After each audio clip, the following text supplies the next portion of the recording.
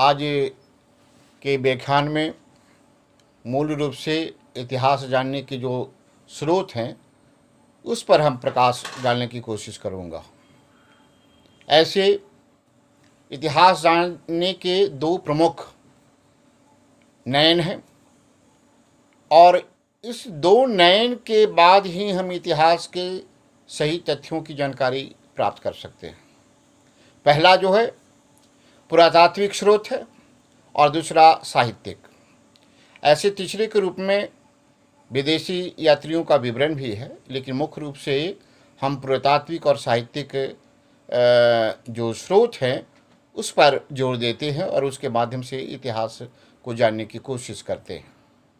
आज मुख्य रूप से हम पुरातात्विक स्रोत पर ही चर्चा करूंगा और इसके बारे में हम बताने की कोशिश करूंगा। सबसे पहले हम यह जान लें कि पुरातत्व है क्या। यह पुरातत्व जिसको हम आर्कोलॉजी कहते हैं या मूल रूप से यूनानी भाषा आर्कियोस और लोगस से मिलकर बना है, जिसका शाब्दिक अर्थ होता है पुरातन ज्ञान। यानी प्राचीन काल में जो पृथ्वी के गर्भ के अंदर बहुत सारे ऐसे प्रमाण हैं, ऐतिहासिक प्रमाण जो उसके गर्भगृह में दबे हैं, उसको खोद कर निकाला गया है। उसकी खुदाई कर पुरातत्वों ने निकाल कर इतिहास के बारे में जानकारी देने की कोशिश की है और उसके माध्यम से हम इतिहास के बारे में जानते हैं।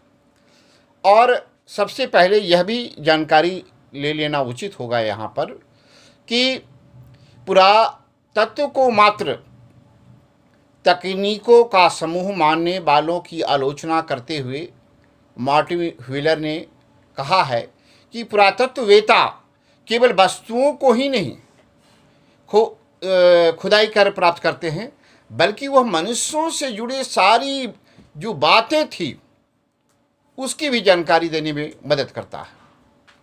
वह तथ्य एक तरह से यह कहा जाए कि वह तथ्यों का अन्वेषक होता है।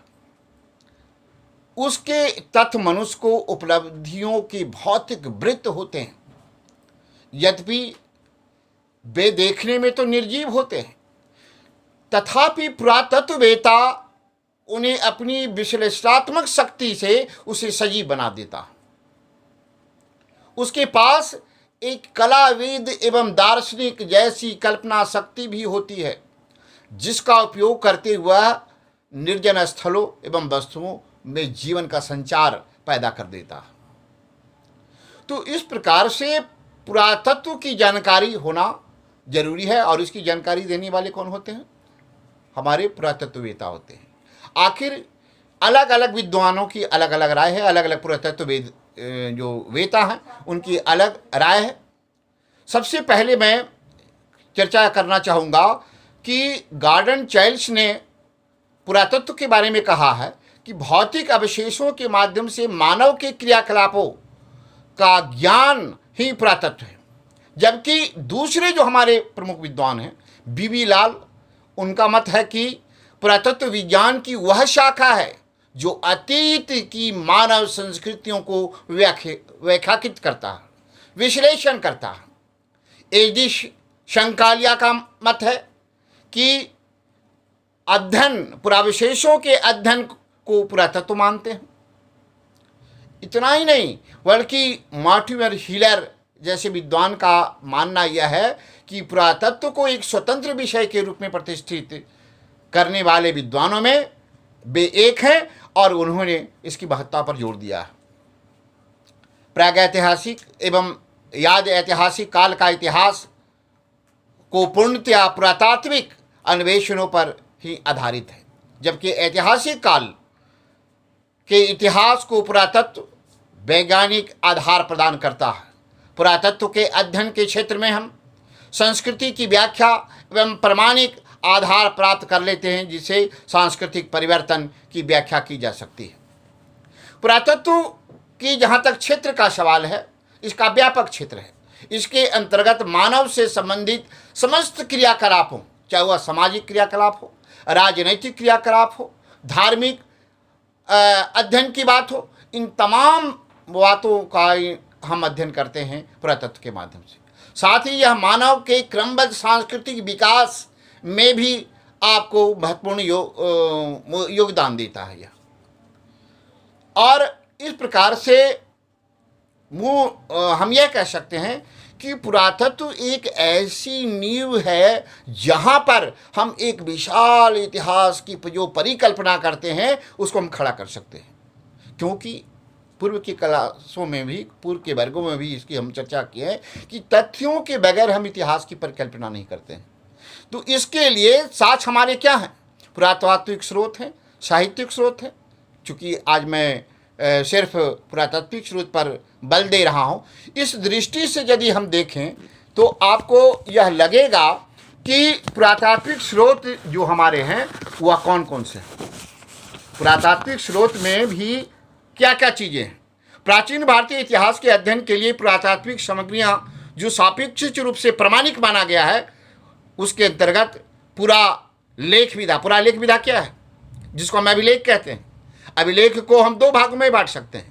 जो राजकीय अभिलेख है, जो उस समय प्राचीन काल में जो साम्राज्य थे, जो शासन व्यवस्था थी, वह राजकीय अभिलेख था, उसके भी अवशेष मिले हैं, और कुछ निजी अभिलेख भी मिले हैं।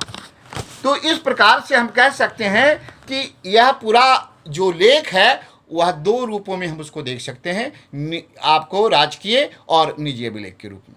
मुद्रा शास्त्र, सिक्के खुदाई में मिले हैं, और उसके आधार पर उसका काल कर्म, शासक के बारे में कौन सा शासक था इसके बारे में जानकारी प्राप्त करते हैं। स्मारक के माध्यम से हम साम्राज्य के गतिविधियों की, राजनीतिक गतिविधियों के, साम्राज्य की जो सारी पृष्ठभूमि रही थी उसके बारे में भी जानते हैं। अवशेष हैं, मृदभांड हैं, मूर्ति कला है, चित्रकला है। इस सारे जो उपागम हैं स्रोत के, उसके माध्यम से हम सही पुरातात्विक जो स्थिति है उसके माध्यम से इतिहास के बारे में हम जानकारी प्राप्त करते हैं। तो बगैर इन सारी बातों की जानकारी प्राप्त किए हुए हम इतिहास के बारे में सही तथ्यों की जानकारी प्रतिष्ठित नहीं कर सकते। इसलिए ज़रूरी है कि हम इतिहास को जानें, अच्छे तरीके से जानें, और उसके लिए यह साधन का होना जरूरी है। हम शोध का जब कार्य भी करते हैं तो उस समय भी इन साक्ष्यों की ज़रूरत पड़ती है, पुरातात्विक और साहित्यिक साक्ष्यों की ज़रूरत पड़ती है, जो प्राथमिक स्रोत के रूप में माना जाता है शोध के छात्रों के लिए, और द्वितीय स्रोत के रूप में जो प्रमाणिक जो हमारे सहायक ग्रंथ हैं उसको हम लेते हैं। तो इसीलिए किसी भी बातों को हम यूं ही नहीं कह देते हैं, बल्कि उसकी प्रामाणिकता होनी चाहिए। इसलिए तो हमने कहा है कि इतिहास कला के साथ साथ विज्ञान भी है, और यह प्रमाणित करता है कि तथ्यों के आधार पर ही इतिहास किसी बातों को अपने लेखन कला के में प्रतिष्ठित करता है।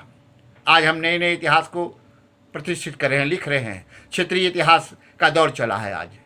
इन सारी बातों को भी आज इसी के आधार पर हम लिख रहे हैं, क्योंकि अपने मनगढ़ंत आधार पर हम इतिहास के बारे में चर्चा नहीं कर सकते। इसलिए साहित्यिक स्रोतों का होना, इतिहास की जानकारी के लिए साहित्यिक स्रोतों का होना जरूरी है। और ख़ास करके जो पहला जो हमारा स्रोत है पुरातात्विक स्रोत, इसकी जानकारी मैंने आज संक्षिप्त रूप से दिया है। और अगली कक्षा में पुनः आप धीरे धीरे हर बातों को जानकारी करें, सरल भाषा में, सुगम भाषा में, ताकि आपको स्पष्ट हो सके और आने वाले दिनों में जो रटने वाली जो विद्या है उस पर निर्भर नहीं रहना पड़े, बल्कि आप अपने जेहन में इसको स्थापित करें कि पुरातात्विक स्रोत क्या है। और उसके बाद में अगली कक्षाओं में पुनः साहित्यिक स्रोत के साथ उपस्थित मैं होऊंगा, और विशेष रूप से जो साहित्यिक जो हमारा स्रोत है उसके बारे में वर्णन करूंगा। और साथ ही साथ जो विदेशी यात्री वेनसांग, इंगसी, फाहियान, ये सभी जो रहे चीनी यात्री जिन्होंने भारतीय इतिहास के बारे में बहुत सारी बातों की जो चर्चा की है उसकी हम चर्चा करेंगे विशद रूप से अगले क्लासों में। तो ठीक आज के पास आज इतना ही। और आपके सामने यह एक सवाल है कि पुरातात्विक स्रोतों के माध्यम से हम इतिहास की कैसे जानकारी प्राप्त कर सकते हैं। धन्यवाद बच्चों।